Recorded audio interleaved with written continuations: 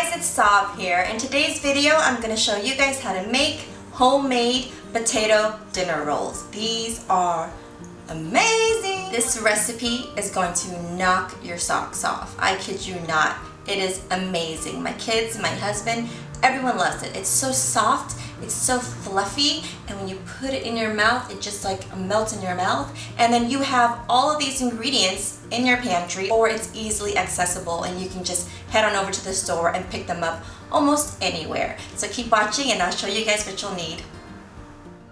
I have here one medium-sized russet potato. I'm going to take my fork and poke holes all throughout the potato, microwave on high for 5 minutes, and then I'm going to turn it and microwave for 3 more additional minutes, and then it'll be nicely cooked for me.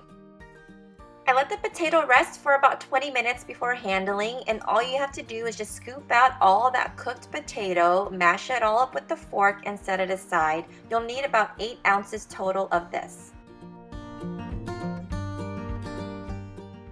I have here 3/4 cup of warm whole milk, and to that I'm adding in 2.5 teaspoons of active dry yeast.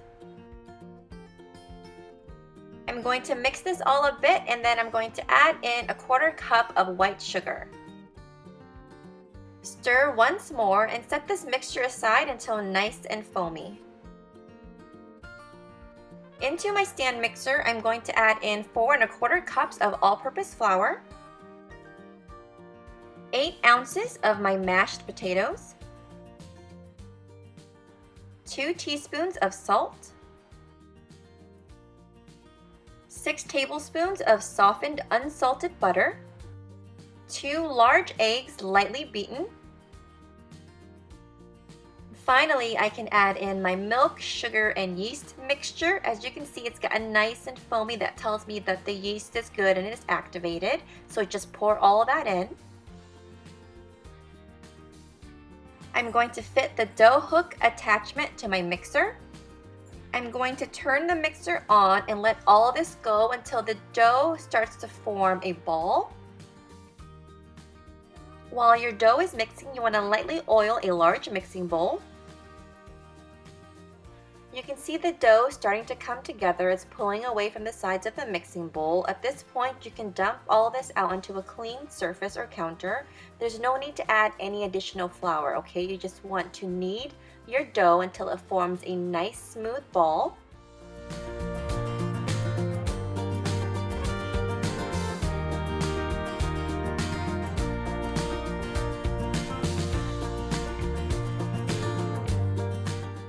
Your dough should feel slightly tacky, but in no way wet or sticky.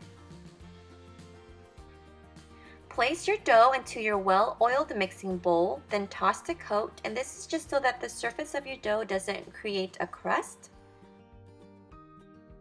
Cover with a piece of saran wrap, place it in a warm area until it's doubled in size.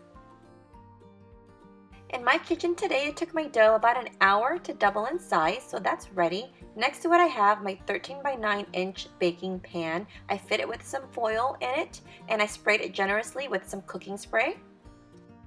You want to take your dough and place it on a clean work surface, and I just kind of poke it with my fingers, and then I start to fold the dough over itself to release any air bubbles or air pockets. So fold it over within itself a couple of times, and then I start to roll it out into a log. You want to roll out your log to about 18 inches long and then cut out 18 equal pieces of dough.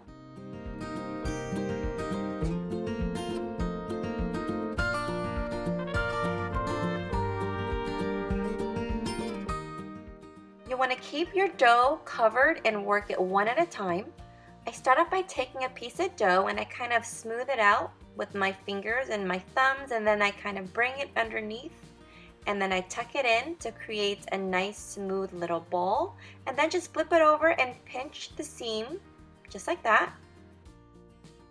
And then I take my rounded ball, I place it on the counter, and I give it a few swirls to kind of seal in the bottom, and it just makes it nice and round and more uniform, and you're done. Place it into your pan and repeat with the rest of your dough. In the end, you should have 3 rows of 6. Now these will be pretty large. You can also make them smaller if you want. You want to cover it and place in a warm, draft-free place to double in size once more. And they're going to look something like this, nice and puffy. It could take anywhere from 30 minutes if it's really warm to an hour and a half to 2 hours. So check it after a half hour if it's really warm where you're at. I'm going to generously hit each one of these rolls with a little bit of egg wash. This is 1 whole egg with 1 tablespoon of water, beaten really well, and then using my pastry brush, I'm going to make sure I get each one because I want the tops to be nice and even and shiny and golden. You want to bake these in a preheated 350-degree oven for about 22 to 25 minutes or so. I like to bake them for about 15 minutes and then I rotate the pan and let them finish off until they're nice and golden brown at the tops. Alright, these are done. Just look at that. Nice and shiny tops. Nicely brown. The inside is very soft and tender. The last thing you want to do is to remove your dinner rolls and just place them on a wire rack until you're ready to eat. And if you want to take my advice, eat them while they are piping hot or warm. These dinner rolls go with everything from pasta, spaghetti. I had some with my chili the other day, put some butter in there. You can make it into a little sweet treat and use jam instead. Just amazing, so delicious. Like, I'm serious. If you make this and you eat it fresh out the oven, you're probably gonna die. So if you don't wanna die, don't make this because you will die. Got a butter knife. Got me some butter. I think I'll take this one. Look at this. You don't have to make them this big, but you're gonna want to because they taste that good. I mean, you might as well have 1 big one instead of like 3 small ones, right? Just saying. So I'm just gonna break this up. So soft. So, put some butter on here. Just like that.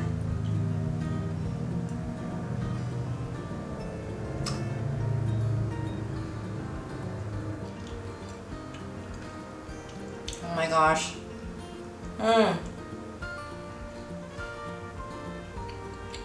No words. One of my favorite recipes right now is this one right here. So soft and tender and moist. Put some butter on that bad boy. Oh my gosh. Perfect with dinner. I hope you guys enjoyed the video. Thanks for watching. Bye.